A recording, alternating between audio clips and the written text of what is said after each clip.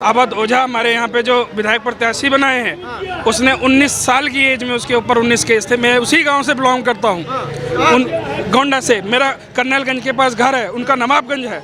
मेरे घर से मात्र 15-20 मिनट का रास्ता उनके घर का है।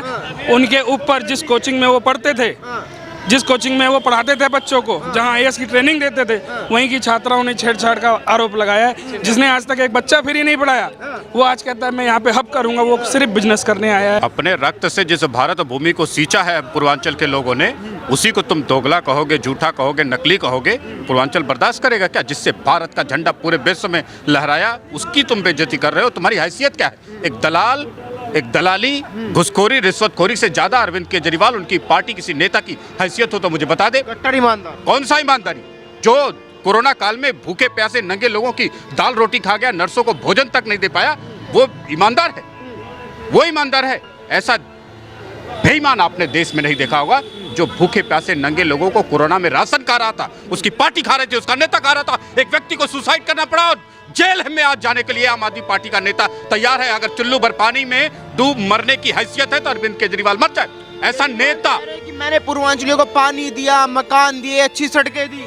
केजरीवाल ने पूर्वांचलियों को गंदा बदबूदार पानी दिया है। दिल्ली के मुख्यमंत्री अरविंद केजरीवाल की अगर हैसियत है तो आके पड़पड़गंज में किसी पानी टूटी से खोल के पी के दिखाए। अगर शाम तक वो हॉस्पिटल में ना भर्ती मिले तो बताइए आप, हर घर का परिवार का एक एक सदस्य गलियों में जाइए, बीमार मिलेगा।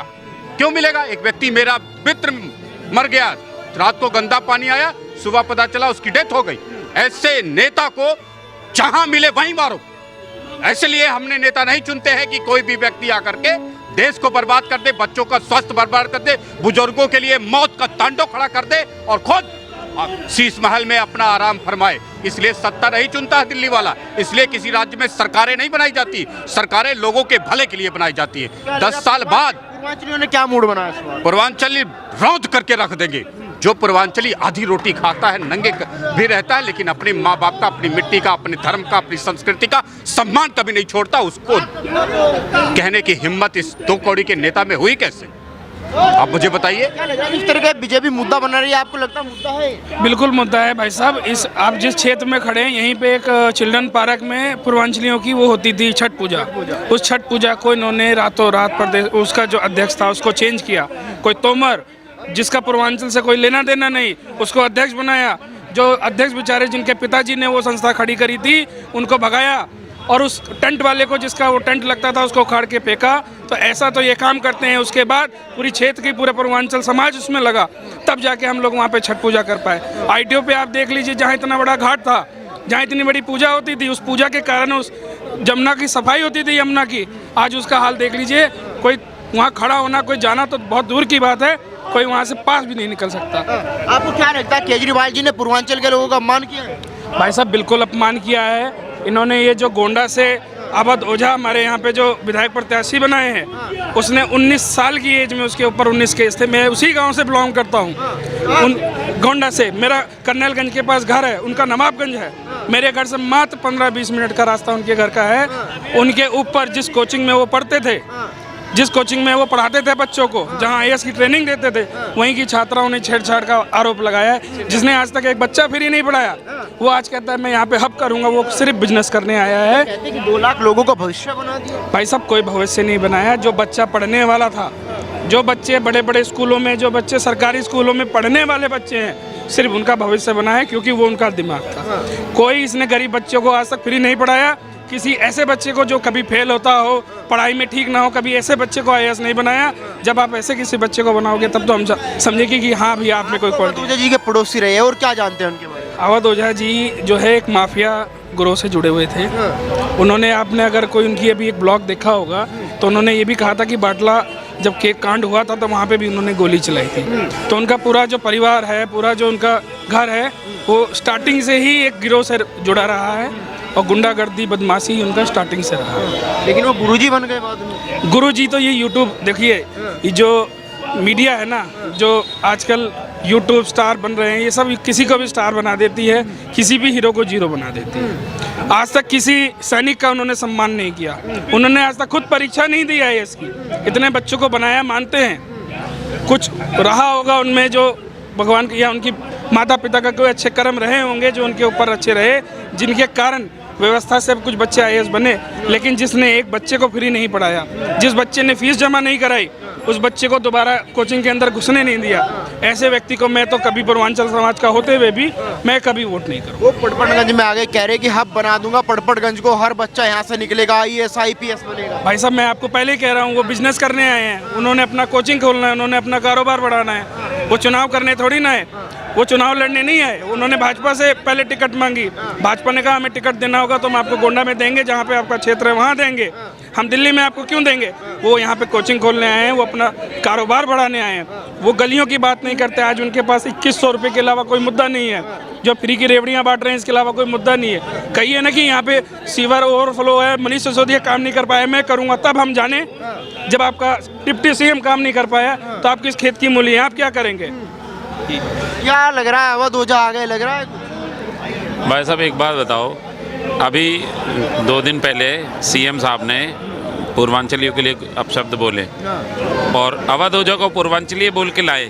अब एक तरफ टिके ना, ये भी तो लाए, और ये तो पूरे सबके सर पे बिठाने लाए हैं और उसका कोई चेक नहीं किया, कोई करैक्टर चेक नहीं, कुछ नहीं किया। जिस YouTube की वजह से वो एक टीचर अपना शो होते हैं, उसी YouTube को उठा के देखो, ऐसी ऐसी रीलें, लड़कियां बोलती है ये निक्कर में आता था, कच्छे में आता था ये ट्यूशन पढ़ाने, केस डाले मेरे रेप केस के ऊपर। चीज़ें ओपन तो करो, कुछ तो चेक किया हो ना। जब ये पार्टी आई, पड़पड़गंज को बदल के रख दूंगा मैं। हाँ बदल देंगे, जो थोड़ा बहुत सही बचा है उसको भी खत्म कर देंगे। जो मनीष शिक्षा क्रांति से प्रभावित होकर आया हूँ इन लोगों। देखो, पहली शिक्षा क्रांति लाए मनीष जी। क्या शिक्षा क्रांति है कि बिल्डिंगें बनाई, एक रूम 25-25 लाख के बने, 25 लाख में पूरा घर बन जाता है। एक रूम 25-25 लाख के बने, कहाँ क्या हुआ है वो समझ का फेर है, वो CAG की रिपोर्ट चेक होगा जब पता चलेगा। उस 25 लाख का आपने रूम तो बना दिया, उसमें टीचर भी तो दो। आप टीचर है ही नहीं। जिन टीचरों को ये बोल के लाए थे कि आप टेम्परेरी गेस्ट टीचरों को हम परमानेंट करेंगे, कहाँ है वो? कब? वो तो कोई कमिटमेंट नहीं है इनके, कहीं सब वो सारे टीचर, प्रिंसिपल ही नहीं है स्कूलों में, व्यवस्था कैसे होगी? इस पीपल के पेड़ के नीचे एक टीचर पढ़ाता है बच्चों को, वो स्कूल बन सकता है क्योंकि बच्चे पढ़ रहे हैं। पढ़ना होता है स्कूल का मकसद, जो होता है पढ़ना पढ़ाना होता है। दीवारें खड़ी करना कंस्ट्रक्शन का मकसद होता है, कंस्ट्रक्शन कंपनी का मकसद होता है, टीचर का नहीं होता। आपने शिक्षा व्यवस्था अगर बनानी है, वर्ल्ड क्लास शिक्षा व्यवस्था बनानी है, तो वर्ल्ड क्लास उसमें टीचर को पढ़ाई भी तो होनी चाहिए ना। या खाली एक बिल्डिंग बनाने से कुछ हुआ क्या? इन्होंने बोले थे 20 नए कॉलेज खोलेंगे और 500 नए स्कूल खोलेंगे, ऐसा कुछ था इनका। कितने स्कूल खोले नए? पुराने उसमें रिपेयर कर करके अपना काम चला रहे हैं। और उसमें भी कहाँ, जब पहले 10 साल में इनकी व्यवस्था का, इनकी कमिटमेंट का क्या भरोसा? आप मुझे बताओ, आपने देखे कोई नया स्कूल? आप पत्रकार हैं, क्या आपने दिल्ली में कोई दूसरा नया स्कूल देखा इनका खोला हुआ? कोई नहीं खोला। तो कहाँ से शिक्षा व्यवस्था बेस्ट करेंगे? शिक्षा व्यवस्था बेस्ट करने के लिए साथ में टीचर भी होने ज़रूरी है, साथ में लैब्स होनी ज़रूरी है। हॉस्पिटल बोलते हैं ये लोग, हॉस्पिटल में टेस्ट बाहर से करवाए जाते हैं, काहे का वो फ्री? कहाँ से फ्री हो गया? ये मोहल्ला क्लिनिक खोले इन्होंने, मोहल्ला क्लिनिक में आप उंगली में चोट लग जाए, पट्टी करानी हो, एक मोहल्ला क्लिनिक में बैंडेज नहीं है, किस बात के, किस मकसद के हैं? जाना तो डॉक्टर के पास पड़ेगा ना। ये कहते हैं ना, डॉक्टर के पास नहीं जाना पड़ेगा, मोहल्ला क्लिनिक में होगा या हॉस्पिटल में होगा। तो हॉस्पिटल, अब बताओ ना, जिसमें डॉक्टर के पास तो जाना ही पड़ेगा ना। चोट पट्टी तो ज़्यादा होती है ना, बुखार और चोट पट्टी दो ही तो मिनिमम होती है, जिसके लिए वक्त। तजर्बा इस बार देखिए भैया, मेरा अपना जो तजुर्बा है, सर्वप्रथम तो मैं राष्ट्रवादी हूँ, नंबर 2 पे सनातन धर्म का है। हम लोग सौभाग्यशाली रहे, मेरे कितने पूर्वज आए और चले गए, लेकिन राम मंदिर का सपना नहीं पूरा हुआ। हम लोग सौभाग्यशाली हैं कि महापुरुष, युग पुरुष में 2 व्यक्तियों को इस समय मानता हूँ, प्रधानमंत्री श्री नरेंद्र मोदी जी और मुख्यमंत्री श्री योगी आदित्यनाथ जी। मैं जड़ से चलता हूँ। हमारी जड़ क्या है? भारतीय जनता पार्टी। आज जो हम लोग सुरक्षित हैं, वो केवल माननीय मुख्यमंत्री योगी आदित्यनाथ जी की बदौलत सुरक्षित हैं। केजरीवाल जी उन लोगों से बिल्कुल भिन्न हैं। हम लोग केजरीवाल को बिल्कुल लाइक नहीं करते हैं, समझ गए?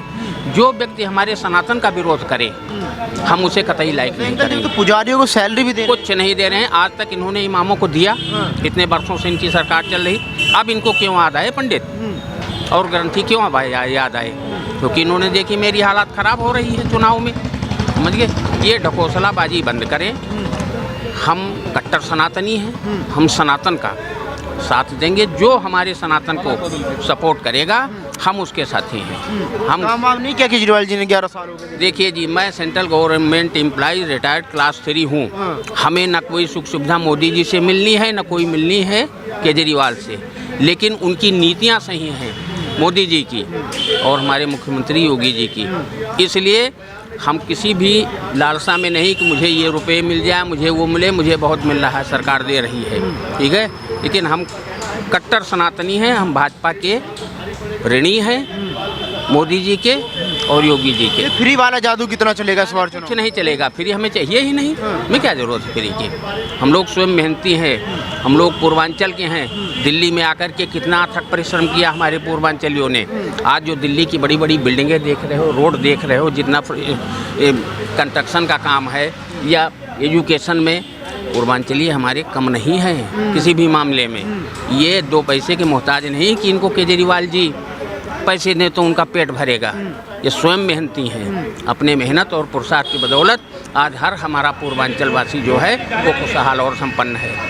क्या लग रहा है, फ्री वाला मुद्दा चलेगा चुनाव? नहीं भाई साहब, फ्री वाला मुद्दा लोग उससे ऊपर हो चुके हैं। और लोग, दिल्ली के लोग जो है खुद सक्षम है, बिजली पानी खाना पीना वो खुद कर सकते हैं। दिल्ली में रहने वाला हर एक व्यक्ति सक्षम है।